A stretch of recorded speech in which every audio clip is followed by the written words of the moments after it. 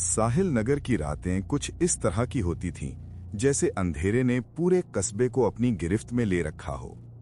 ऐसी खामोशी कि कभी-कभी आदमी को अपनी ही सांसों से डर लगने लगे। सूरज डूबते ही गलियां खाली हो जातीं और इसी सन्नाटे में कस्बे से हटकर एक मध्यम सी रोशनी हमेशा जलती रहती थी।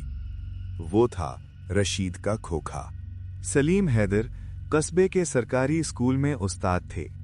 40 बरस के कम गो किताबों से मोहब्बत करने वाले इंसान। उनकी जिंदगी सीधी थी, सुबह स्कूल, दोपहर बच्चों का शोर और रात को तन्हाई। लेकिन साहिल नगर की ये खामोशी उनके दिल में अजीब सा खौफ भर रही थी। उन्हें किसी सहारे की जरूरत थी, एक ऐसी जगह जहां वो बैठकर शहर की हलचल को याद कर सकें। और वो सहारा उन्हें मिला रशीद के खोखे पर। एक शाम सलीम साहब पहली बार रशीद के खोखे पर।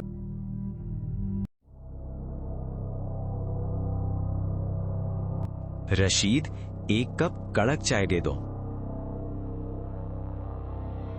जी अभी लाया साहब। उस रात चाय का जायका कुछ अलग था, ऐसा जायका जो जिस्म को ढीला और दिमाग को सुस्त कर दे। अगले दिन, फिर उसके अगले दिन सलीम साहब का खोखे पर आना आदत बन गया।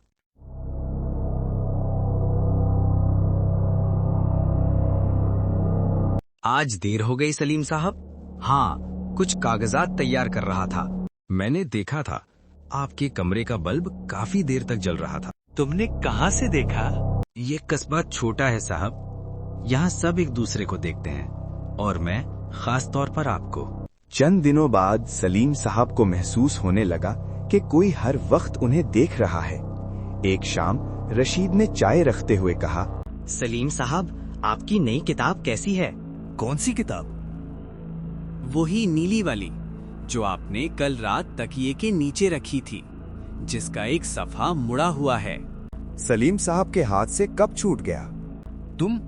तुम मेरा पीछा कर रहे हो? नहीं साहब, आप अकेले रहते हैं, मुझे आपकी फिक्र रहती है। उस रात सलीम साहब सो न सके।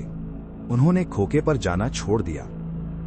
एक रात दरवाजे पर नाखूनों के रगड़ने जैसी आवाज आई। कौन है? सुबह दरवाजे के बाहर एक कागज पड़ा था। आप मुझे नाराज कर रहे हैं। खाने में नाराजगी अच्छी नहीं होती। अगले दिन स्कूल में एक बच्चा चाय ले आया। रशीद अंकल ने दिया है सायर। वही चाय, वही नशावर जायका। आंख खुली तो रात हो चुकी थी। ब्लैक बोर्ड पर लिखा था, सलीम साहब सो गए। आज चांद बहुत खूबसूरत है। आपके कमरे से सब नजर आता है। अब सलीम साहब समझ चुके थे। उसी रात उन्होंने कस्बा छोड़ने का फैसला किया। सलीम साहब, कहीं जा रहे हैं?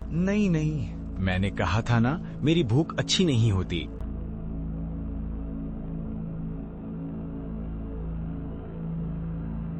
मैं पुलिस को बुलाऊंगा।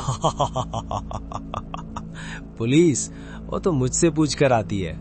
मैंने आपके लिए खास चाय बनाया है, थोड़ा सा मेरा प्यार मिला है। तब सलीम साहब को एहसास हुआ, वो जायका प्यार नहीं, जहर था। कुंडी खुली, वो अंदर आया।